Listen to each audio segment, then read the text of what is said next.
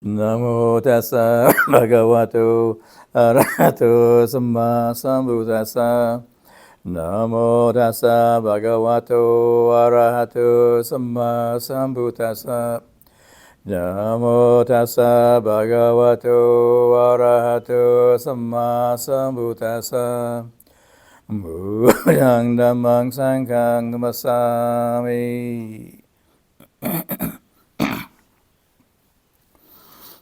So this is the fifth session of the Vasa 2025, and I've returned to the sequential presentation of the Eightfold Path. Now we finished the first two, and then I jumped on to mindfulness. Now we're back to the what's called the Sila part of it, the morality part. So this is, of course, we're already simply based upon right view, understanding that our actions give results, causality, ethical causality, karma, kamma and vipaka, based on the principle that good or skillful actions give pleasant results, unskillful actions give unpleasant results. And maybe in the beginning we just have to, I think we all, to some degree, already acknowledge that, don't we? We already realize that there's, whole society is based upon certain basic moral principles. People who are break these rules, the criminals, the society locks them up. That's their vipaka. So that's the results of their actions. The government even knows that, you see. But mainly they do it because of the safety of society, of course, serving society, not perhaps believing in the karma and result. Yeah. But they do recognize that, if you live in this country, you must follow these principles, and if you break them, then you get some retribution. Anyway, but the real point is, in the beginning, we maybe just have to acknowledge this principle. But ideally, we want to see how it works in our life as well. It should be really in our bloodstream, as it were. It should be in our cells, because this is what motivates us in life. If we're driven by negative influences, it's going to really make our life really miserable. Or you can go the other way around too and say, if you are suffering now, what did I do to cause it? What's the cause of this unhappiness now? You follow it back, because it's within each one of us. This is where the action and result happens. It's our intention. It's an act of will. Even though, of course, as I mentioned before, this intention for most people is not so easy to acknowledge, to see. Intention is a mental thing, and many times it's on different levels. There's conscious intention, unconscious intention, maybe even kind of instinctual intention. There's all kinds of levels of it. And it changes very quickly. You can start off with a very good motivation. How many times, New Year's Eve, right? New Year's Eve resolutions.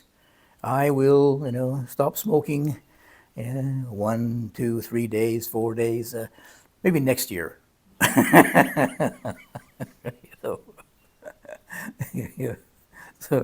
So we have good intentions, but something else to do about follow up and follow through, you see.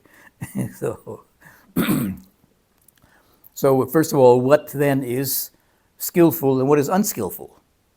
Here the Buddha was very, very clear. The three roots of unskillful action are greed, aversion, delusion. So probably you can recognize that, if you're really honest with ourselves, you look at our life, we see, wow, I think I'm pretty well always driven by greed, aversion, delusion. In some degree. Unless we're fully enlightened, we all still have some greed, aversion, delusion.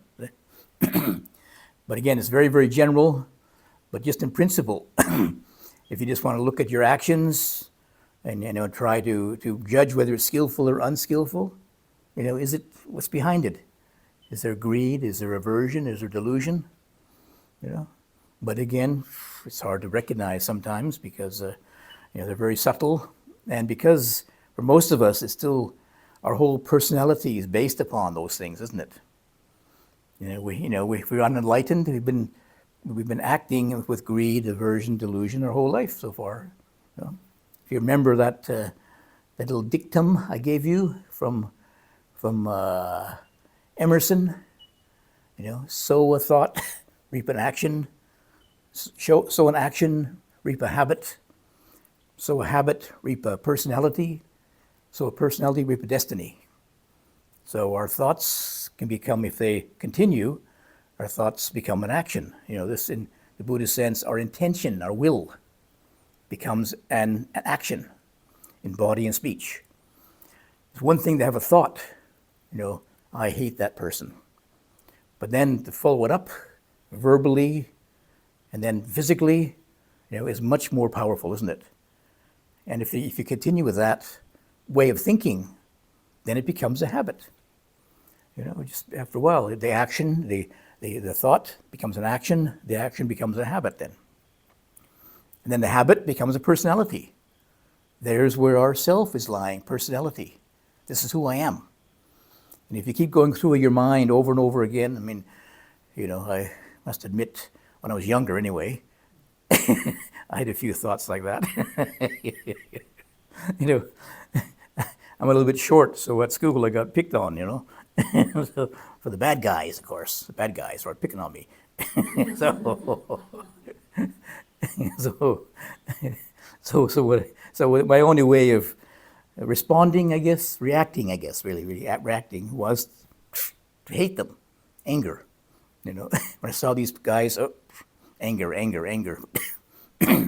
But then it built up, and then if you haven't got some kind of control over this anger, there's no labai, no outlet for it. It builds up, and then you start getting angry at your friends. Notice that? Yeah, you start off with your enemies, and it spills over into your friends.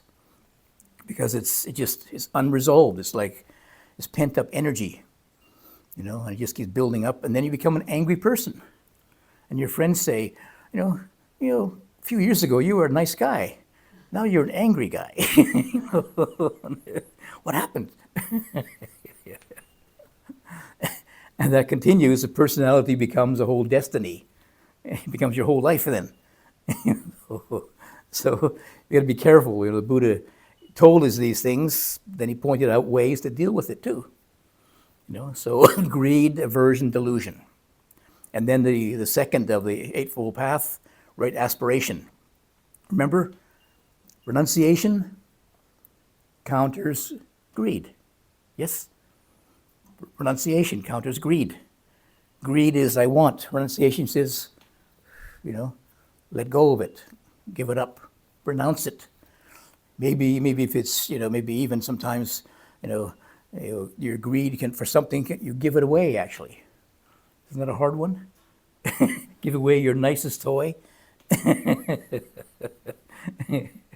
And imagine if you finished collecting your food, and then it was a practice to give away the most tasty thing that you've chosen. Yeah? Could you do that? Sometimes, okay. When you're in a good mood and sun shining like this. And then non-ill will and harmlessness counters aversion. Yes? Yeah. So that's the aspiration, right? Right thought, right aspiration. Samma sankappa. And then maybe take it even further. Again, that's still an aspiration, still a thought. You can say that's intentionality. The kamma is the intention. So now we're trying to direct this intention in a skillful way. Maybe we can't do it yet. We can't really renounce. Maybe we can't really be harmless.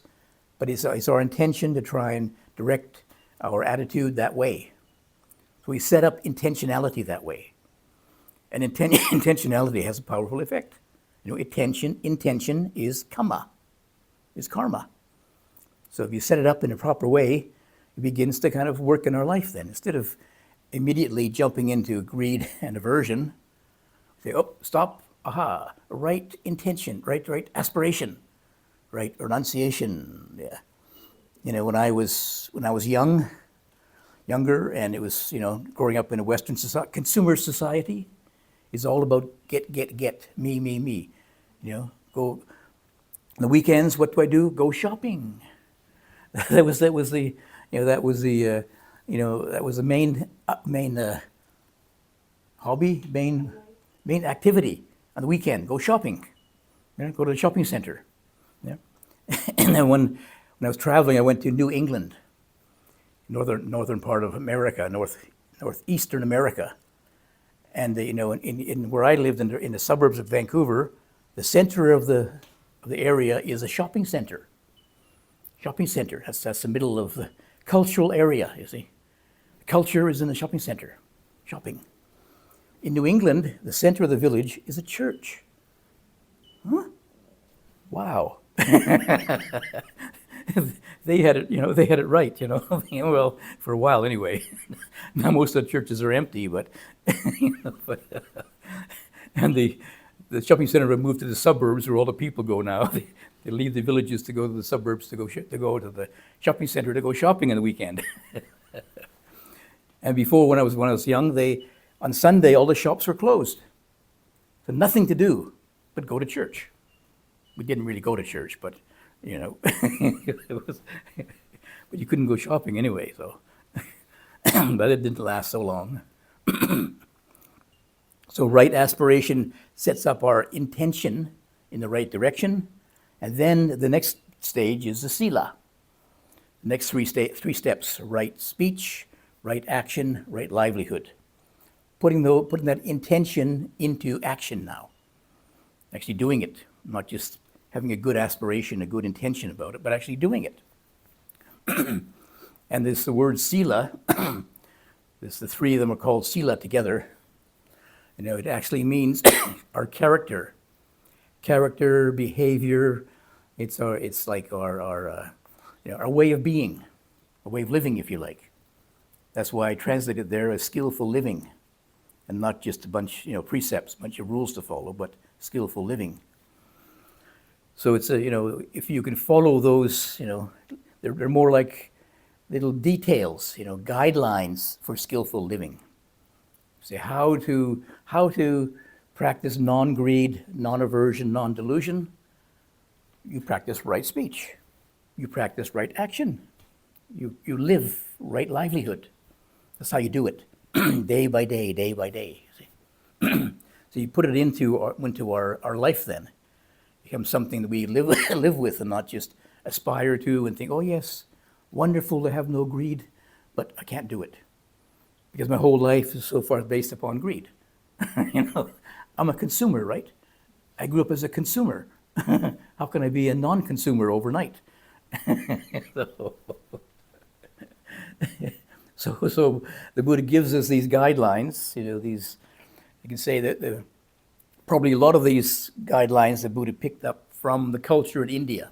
Because most societies, if you look at these, what they are, they aren't really, dramatic changes in what most people believe already in society, right? Refraining from killing, from stealing, from sexual misconduct. I think almost all societies in the world follow those. Maybe there's some little exceptions, they have, what do they call them? Mercy, no, not mercy killings, but they have, you kill somebody in the next tribe or something, to revenge killings and stuff. But that's not for most societies, it's an exception. The Buddha gives especially speech. Speech is very helpful too, because many of us don't pay much attention to our speech, do we? Speech again is a bit more, intention is one thing. Speech is the next level of subtlety. You can kill somebody in your speech, but you don't get arrested for it, right? Only if you act on it, you see. But it's the next level up if you keep up with that speech First of all, it's in your mind, then it's in your speech. It's starting to leak out more and more. That it can easily become an action then. So watch out. It can spill over all that energy, see. Of course, people are familiar with the Buddhists are anyway, with the Dhammapada, where the Buddha says, hatred is not overcome by more hatred, but only by non-hatred. And not by, by saying in yourself, in your mind, that person abused me, that person, hurt me, this, by going over in your mind. That's a very unskillful attitude to have, and it'll lead to, it stirs up your mind, your action gets directed that way, and perhaps it comes as a result of it then, resulting in killing somebody. So anyway, the Buddha pointed out these guidelines, and he gave some, I think the fourth precept is musavada, which has been translated as just not lying, but musavada. Vada means speech, and musa means bad. So actually the fourth precept includes all these four kinds of bad speech, really. But of course, the most extreme one is lying, and that's real delusion. That's why I put it up there on the board as untruthfulness. That's a form of delusion. There's greed, aversion, and delusion. So if you can't speak the truth, how are you ever going to understand the truth? If you can't even speak it, you can't even speak the facts. It's hard even to know what the facts are. And so the Buddha explained these four kinds of speech in a more refined way. So the first one is to refrain from false speech. So the Buddha renounces false speech.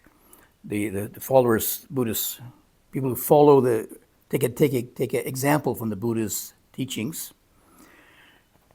They renounce false speech. They abstain from false speech. They speak the truth, adhere to truth, are reliable and trustworthy, and do not deceive the world. See, if you speak the truth, it becomes part of your personality, people then trust you. That person never tells a lie. So you're reliable and trustworthy, and you don't deceive the world or other people too, or when you deceive yourself. Renouncing slanderous speech, they abstain from slander. Having heard something here, they do not announce it there to cause dissension. They reunite those who are divided. A promoter of friendships, rejoicing in concord, devoted to concord, delighting in concord, a speaker of words furthering concord.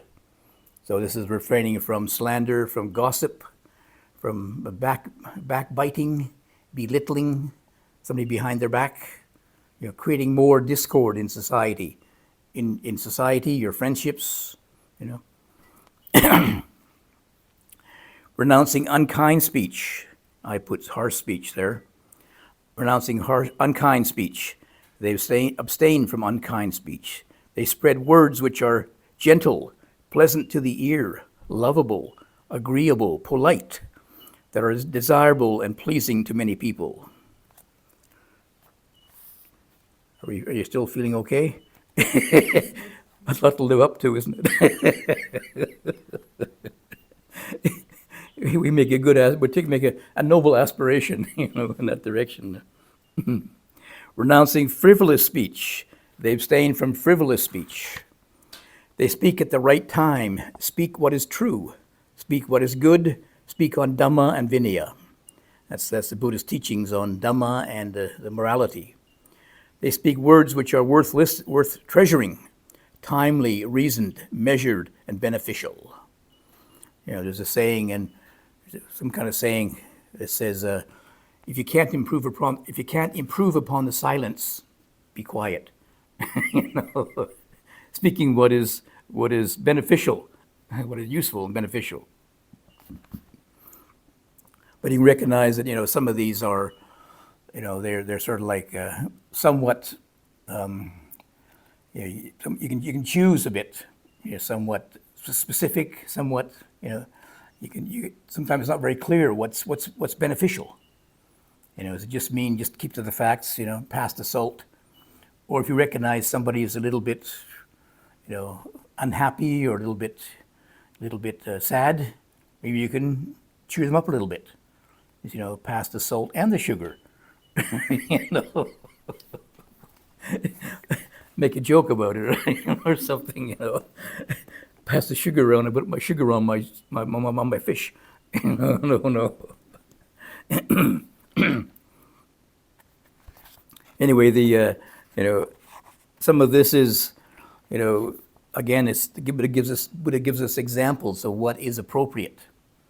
If you bring awareness to our speech, which is why I introduced mindfulness last time, because one of the exercises in mindfulness are trying to be aware of or attentive to, when we're speaking, right?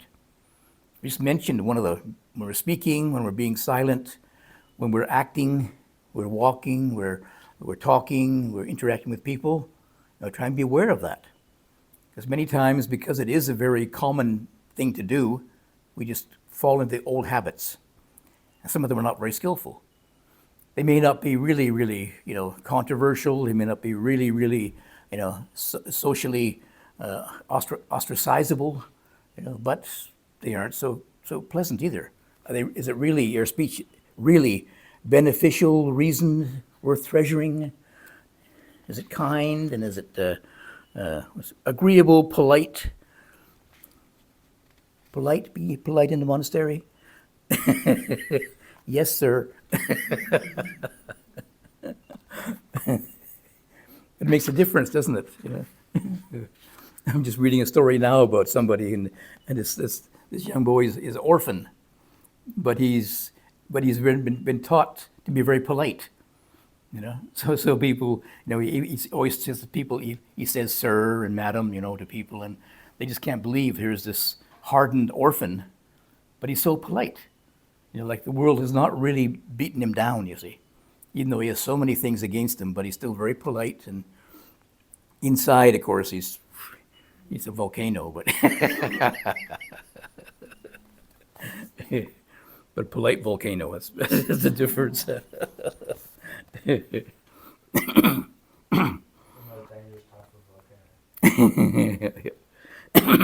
So that's right speech, then right action. Right action. I mean, we know this already. At least the Buddhists know that from the first five precepts, refraining from killing, from stealing, from sexual misconduct. And again, there's a little bit of a gradation there, because first of all, the most serious thing is to kill a human being. I say it actually is refraining from taking the life of any sentient being. As I mentioned before, the sentient part is anapana, panatipata, pana. So it's all breathing beings, refraining from killing all breathing beings. And Buddhists usually include insects in that. Germs, like microbes, we don't include in that, but insects, animals, and humans, you see. And maybe, and in some places they even include ghosts in that too.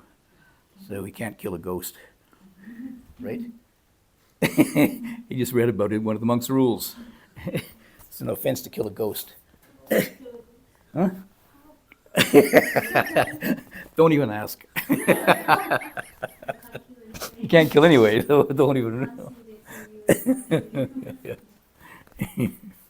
But you see, it's killing is an act of extreme violence or aggression, you see. So that's the main thing, to rein in this aggressive attitude. It's very, very selfish. It got to be selfish that I should deny some other being life, isn't it? That my life is supreme to even insects, But they were here first, I think. In the evolutionary scale, they were here first, When you see these movies of the dinosaurs, they got the dragonflies, isn't it? The huge dragonflies with the great 3-meter wings and stuff. They were here before we were, So this is their place. We're just visitors, huh?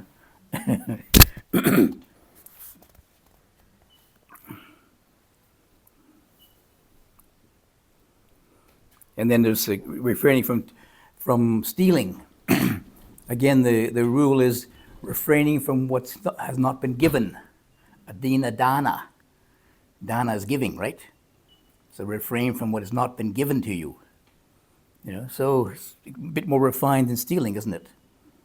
And stealing is somebody has an owner to it.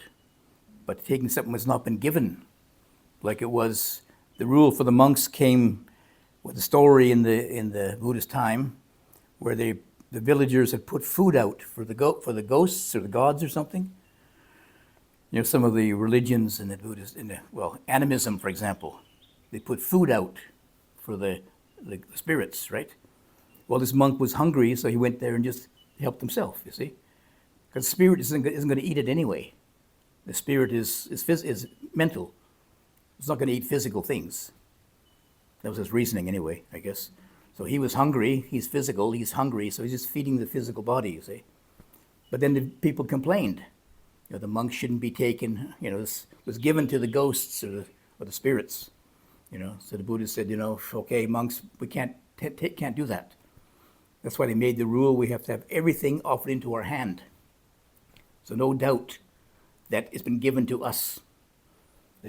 No doubts about it. It's given into our hand at a certain, it should be within arm's length, in a certain way, officially offered to us. So no doubt it's been given to us. We haven't stolen it. So. And then from intoxication, from sexual misconduct. Again, sexual misconduct has a variety of interpretations. It changes through the ages, and basically it is illegal sexual activity, basically. But then the laws change too, isn't it? But again, it's partly to do with interaction with society and society mores, but it really is, you have to look at your own attitude, your own intention. Are you exploiting somebody sexually, for example? And it goes to the point where, real right action is celibacy, no sexual activity. But it's not always possible for most people, right? So you got to be, you got to recognize what the borderline is, what's acceptable, and you can say, what's agreeable between partners, consenting partners. I think, don't they say nowadays? Yeah, consenting partners, whatever that means.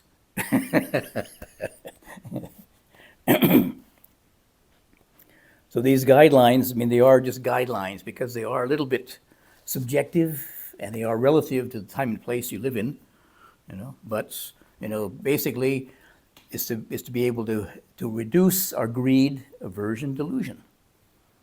Any kind of action which increases the greed is also increasing your ego, right? Greed is I want. Aversion is I don't want. Destroy that, get rid of that because it bothers me. And delusion is not seeing the way things really are, not seeing the interconnectedness of all things. Like you say, the insects, they're part of this world too. I read about, what was it, I think it was in China when they had the one great movement. I think it was Mao told his peasants to kill all the birds or something. Kill all the birds because they were eating the rice, you see. So there's a big movement, a big mass movement by people to kill all the birds. Well, guess what happened? Insects increased. And the insects ate the rice plants. Didn't even wait till they ripened. They eat the rice plants. The birds ate the rice grains, but the insects ate the rice plants. And there's big mass starvation. Oops.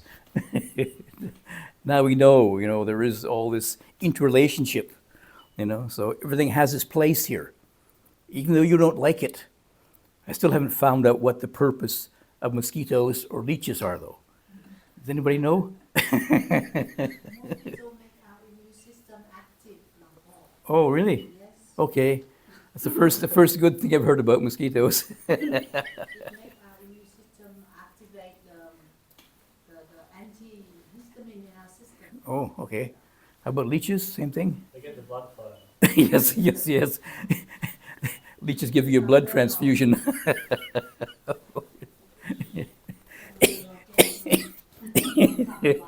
Anyway, everything has a place here anyway. And then we come to right livelihood. Now, this it gets more subjective and more personalized, I guess, because each person has to choose for themselves. But the Buddha gives, on one of the readings I gave you, it just says, Buddha's disciple gives up wrong livelihood and chooses right livelihood, and that's it. Doesn't say what, yeah. But another place, in the Anguttara Nikaya, it says there are 5 trades that you should not engage in. You shouldn't engage in business that has anything to do with weapons, in human beings, in flesh, intoxicants, and poisons. So, how do you measure that?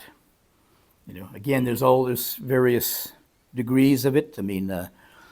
Some people, maybe they work in a trade, selling weapons, for example. Some people are involved in selling weapons, and they read that, shouldn't be involved in that. Yeah. And if there's what they call now ethical investment movement. Like our monastery in Switzerland, we had to change our bank, so we tried to choose a bank which had ethical investments. They weren't promoting weapons industries, weapons and what else? Chemicals, fertilizers and things, pesticides. They weren't actually lending money to companies that made weapons. They were ethically pure, I guess you'd say, or something, best they can be. Yeah. So some people go that far. They say they want to only put money in a bank which is not going to be investing in weapons production, weapons of mass production, weapons of mass destruction, or in making, alcohol or something or other. It gets complicated now because you got to follow it down and see what they do with you with the money you put in there. Huh? Where you put your money in a bank, how do you know where it goes? Huh? But there are some banks, I think, which actually announce themselves or promote themselves as being ethical investments in their portfolio anyway. So trade in these things, and then nowadays it gets even more complicated because there is, all this interchange, and there's one man I met, and he wasn't working in the abattoir, killing animals, but he was a meat salesman. He was selling meat, So I said, well, technically it's not really wrong livelihood, but it's still involved with it, selling meat. The Buddha made a point. The monks are not vegetarian, unless we see, hear, or suspect some animal's been killed for us, we're allowed to eat it. Because the real bad karma is killing the animal, not in eating the meat of it. See? So but now, being involved with selling meat, the man is not in the abattoir. He probably doesn't even see the meat he's selling. It's just all on the form, How many pieces of, steak do you want and all this kind of stuff. He doesn't even see it. Doesn't handle it. It's just all abstract now. See? But, I said to him, well, how do you feel about it? Do you feel that, unhappy with being involved in the meat trade? And he said, well, yeah, I don't feel comfortable, he said. so it's up to him. And then anyway, there was one man I met, a monk in Thailand, a young monk, and he graduated from university and he had this very good job, and then his grandmother passed away, and of course then the family asked the grandsons to ordain temporarily to give the merit to the grandmother. You see, so there were 5 of them. So they took time off work to ordain, and he He went to the monastery they supported was a very strict monastery. So the abbot said, only if you can do the chanting by yourself. You can memorize the chanting while I ordain you as a bhikkhu. Otherwise you're a novice. So he was the only one who could do it. The 5 nephews, he became the monk. See? So he only for 5 days or so, just one of these temporary ordinations. So he was in the monastery, and then he was thought, well, maybe I should learn some Buddhism since I'm here. Really had no interest, but he had to follow the customs of Thai customs. So he picked up a book and he opened it up, and it said, "Right livelihood, not in being involved in the business of alcohol." He was a beer salesman. In all of North Thailand, he was a beer salesman for this beer company, you see. And suddenly he realized, oh, I've been making bad karma all this time. So he quit his job, and I met him 5 months later, and he's still a monk. His 5 days became 5 months. Just from reading a book about it, How many of us know that this is wrong livelihood to do these things, huh? Yeah? How much bad karma are we accumulating without even knowing it? I was studying geology, and I had a summer job was a geologist up in northern Canada. We're looking for copper. And we went to this one place, and it was very beautiful. One place I went to, it was very beautiful rocky overhang over the lake, and it was the most beautiful place we visited in the whole summer there. And I heard later that's where they're going to make the copper mine. So I quit being a geologist. They would just dug a big hole in the ground, you see. Okay, you got some copper for your computer, but what you do to nature, this big hole in the ground, you destroy this beautiful environment here. So it depends. I mean, they weren't killing anything. Maybe a few fish in the lake, maybe, or something, but it just was very, very unpleasant to think of going to destroy all this natural environment, So mainly the Buddha the point of the Sila was to provide a good foundation for meditation, right? Yeah. I mean, it helps you live a peaceful life, harmonious life, with very, very few conflicts, without upsetting your neighbors and your friends, maybe even increasing your friendship if you're reliable and honest, But the real reason behind it was oops, lost my page here. Was providing a basis for the practice of meditation, the next stage, next 3 phases, next 3 points. Right effort, right mindfulness, right concentration. So the Buddha says, Ananda, skillful conduct gives freedom from remorse.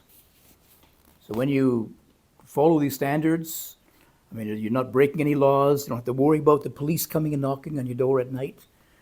You don't have to worry about neighbors, criticizing you, because even though if they do, you say, I'm totally innocent.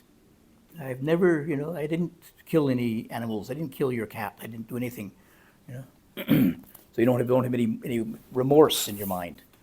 So it makes a lot of, free from guilt and remorse, your mind is much more peaceful. And then freedom from remorse is again an advantage. Freedom from remorse gives delight. Delight gives joy. Joy gives tranquility. Tranquility gives well-being, sukha. Well-being gives concentration, samadhi. And then concentration gives knowledge and vision of the way things really are. And it goes on to this, finally leads to nibbana. And knowledge and vision of the way things really are leads to nibbana then. So right from skillful conduct. So indeed, Ananda, skillful conduct gradually leads on to the highest from skillful conduct. I know these days there are lots of people get in contact with meditation practices or meditation retreats, but unless they can ground it in their life, doesn't last very long. If you don't go back, if you aren't able to return to a lifestyle which supports your peace of mind, even your insight sometimes. People have some insight, but if they go back to a way of life which is not very conducive to supporting that insight, that peace of mind, then eventually it just dries up. It's like, a fish out of water, it just doesn't work anymore. But if you can go return to a lifestyle which is much more peaceful and supports the practice of concentration, samadhi, collectedness, and wisdom, then it keeps going. Your whole life gets transformed then. A lot of people in the West, I understand, like myself too, I didn't know about the Eightfold Path. Went to Sri Lanka, did a meditation retreat, and it was first time my mind was peaceful. Came back to Vancouver and back to the old lifestyle at university, and it was gone. Actually, it was even before that. A few days after, the day after I left the meditation center, I'm standing on the street and getting a bus to Colombo, and then I got to find a hotel to stay in. I got to change the money. I got on the bus, and the man said, money to pay for the bus, and I couldn't read. Couldn't even read the money. I was so spaced out. A month of meditation, a month of silence and quiet meditation. I was a different planet. And back into Colombo, and I got to find a place to stay, and got to find a restaurant to go to, and very hard to meditate in those conditions. And back at university, even more confusion. Studying all day, thinking, and trying to quieten it at night. No way. So I thought, the only hope is to go back to Asia again to do another retreat. Go back to Asia, go on a retreat, get enlightened, then come home and try it again. So anyway, I'm still working on it.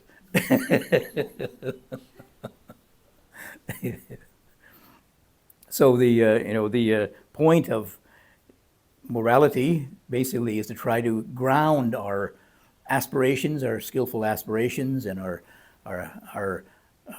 attempt to meditate, to calm the mind and get some insight in our lifestyle. If we live in harmony with these things, we reduce the really extreme, at least the extreme greed, aversion, delusion. To some degree, we reduce it.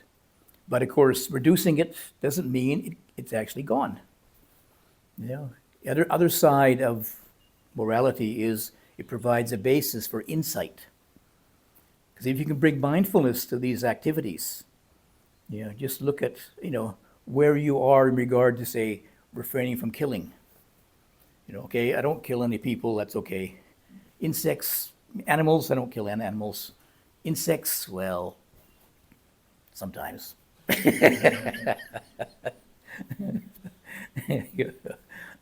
Okay, so you can recognize your level of aggression, maybe. When you have to look at part of yourself, your aggression level, and how about greed? Greed.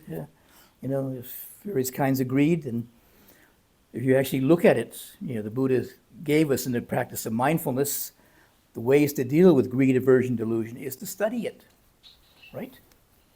The first 3 exercises in developing awareness of states of mind: be aware of greed, be aware of aversion, be aware of delusion.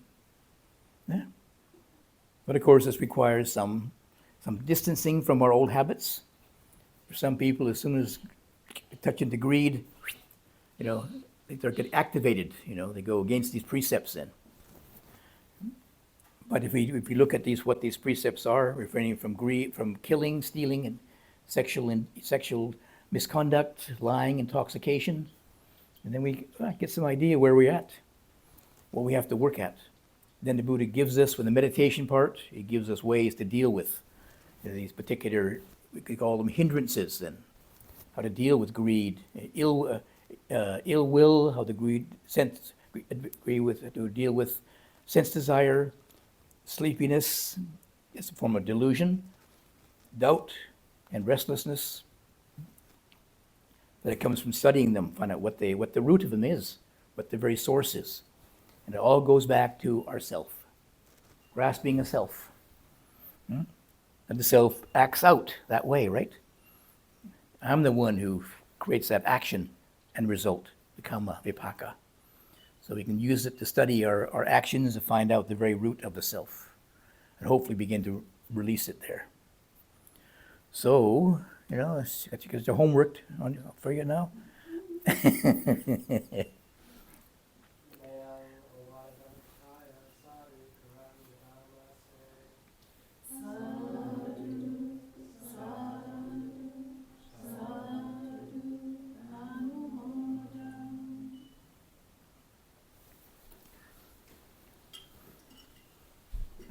And if it's too much, you just take one precept at a day.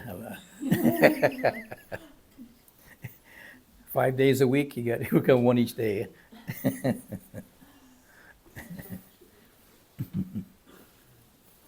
So, questions? Can I have one first? Because no one haven't got any. Yeah. John used to have a friend in Saigon who borrowed John $5,000. Not only John, a couple of guys in the company. And then later we found out he opened a bar selling beer and alcohol. At that time, I didn't know Buddhism at all. Oh. And later, that man managed to pay John back 5,000. Ever since, we don't have anything to do with him. So if John still have the bad karma from it? I would say not, because it's not him. It's very personal, you see. He had good intention to not donate, but I mean to lend the money. As that person's karma, they're the ones who decided how to use it, you see. So it's their vipaka, see. But John knew he opened a bar. Afterwards. He knew while he borrowed the money, he opened a new bar. Yeah. Well, he also didn't know that it was a bad thing to do, did he?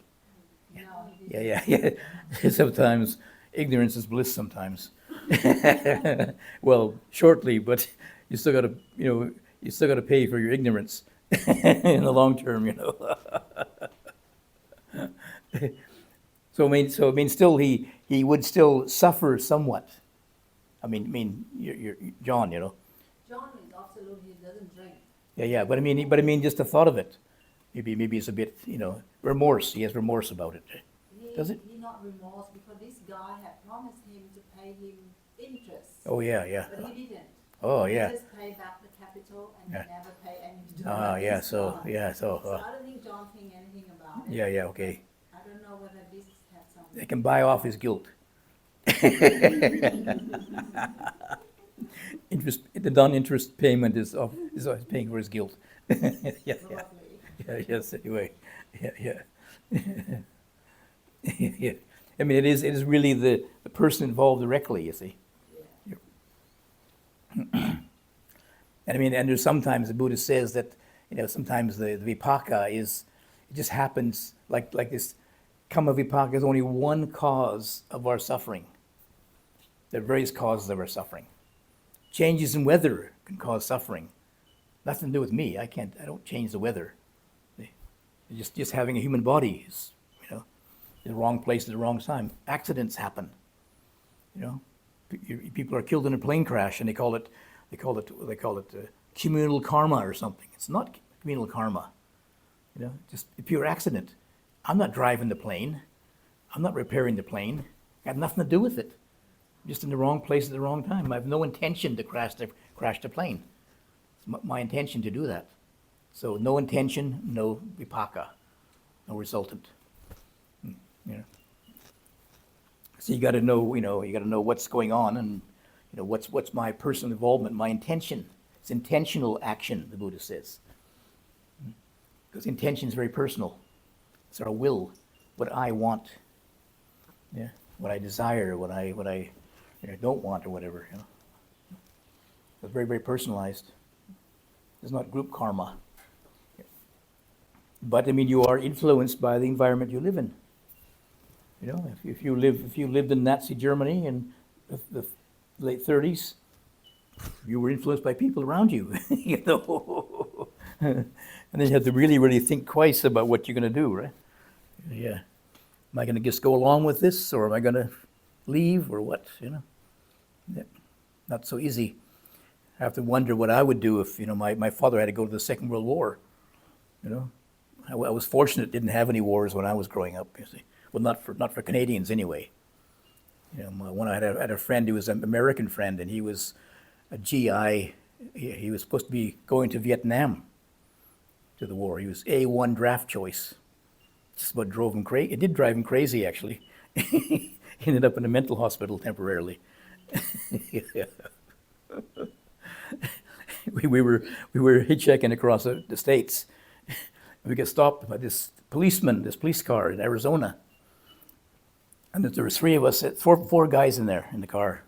The one guy, the driver, was coming back from Vietnam. He'd already been there. He was released. So the policeman lined us all up. This is a country policeman, tough guy with a big gun, And he said, "Okay, let's see your draft card." And so the driver showed it. "Oh, you've been in Vietnam. You're a hero. You're a Vietnam vet. So you're a hero." Next guy, "Oh, A1 draft choice. You're going to Vietnam. Good for you. Good for you." Next one, he got to me and he said, "Where's your draft card?" I said, "I don't have one." His eyes lit up. "A draft dodger. I got a draft dodger." And I just paused for a minute and said, "I'm a Canadian." And his face fell like, "Oh, let's see your passport." He couldn't believe it. He thought he was on the cards. He got arrested draft dodger. No draft card. "I'm a Canadian." We don't go to Vietnam. My friend had to really keep from laughing. The guy. So the policeman was so disappointed, he really had to stop from laughing. But these poor guys, young guys my age, had to make some very hard choices.